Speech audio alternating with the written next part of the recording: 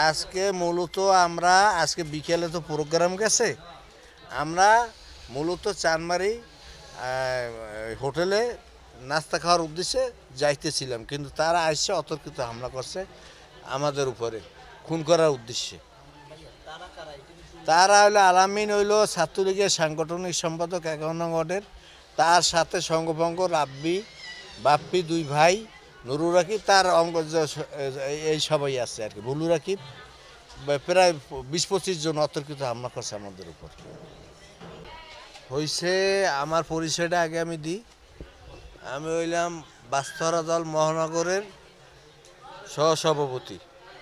ওইখানে আছে মৎস্যজীবী দলের, এইখানে আছে শ্রমিক দল, ছাত্রদল, আমরা বিএনপি অঙ্গ সংগঠনের সবাই ১১ নং স্টেডিয়াম কলোনির বাসিন্দা। এই আলামিনে হইল ছাত্রলীগের সাংগঠনিক সম্পাদক।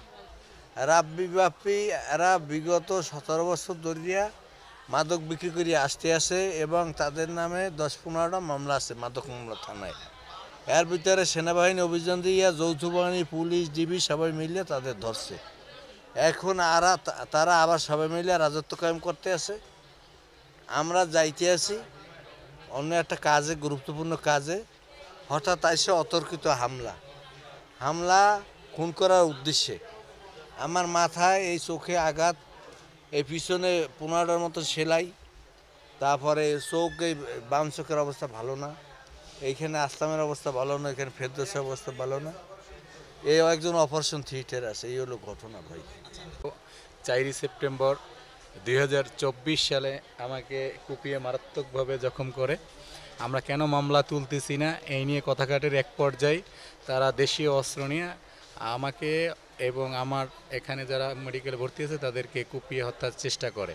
এরা আওয়ামী লীগের দোষণ, আর এখন যারা বিএনপি করতে চায়, এই বিএনপি জানি কেউ না করতে পারে এই এলাকায়। এরা আওয়ামী লীগের এলাকা, আওয়ামী লীগ এলাকায় থাকবে। এরা কোনো বিএনপির মাথা কেউ জায়গায় কথা বলতে পারবে না। আজকে মূলত আমরা আজকে বিকেলে তো প্রোগ্রাম গেছে। আমরা মূলত চানমারি হোটেলে নাস্তা খাওয়ার উদ্দেশ্যে যাইতেছিলাম, কিন্তু তারা আসছে অতর্কিত হামলা করছে আমাদের উপরে খুন করার উদ্দেশ্যে।